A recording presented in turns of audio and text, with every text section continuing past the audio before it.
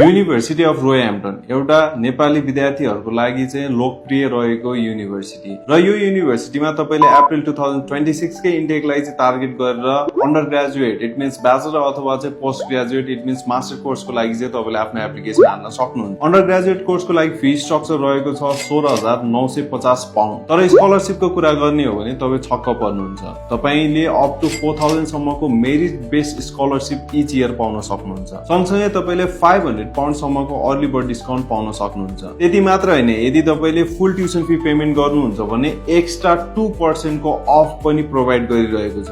र यदि तपाई यस्तो खालको अमेजिङ स्कलरशिप र अफर ग्र्याब गर्न चाहनुहुन्छ भने ढिला नगरिकन आफ्नो एप्लिकेसन अगाडि बढाउन सक्नुहुन्छ। र मास्टर प्रोग्रामको लागि तपाईको सेम स्कलरशिपको प्रोभिजन र अफरहरू भ्यालिड गर्छ भने ट्युसन फी चाहिँ अलिकति ब्याचलर हेरिकन फरक छ। तपाईको ट्युसन फी को रेन्ज भनेको 18,250 पाउन्ड देखि 19,250 पाउन्ड छ। सो यदि तपाई यस्तो अमेजिङ स्कलरशिप र अफर ग्र्याब गर्न चाहनुहुन्छ भने ढिला नगरिकन हाम्रो office VTU international studies visit गर्नुहोस् र तपाईको युके को सपना साकार पार्नको लागि हामीलाई हातेमालो गर्ने अवसर दिनुहोला।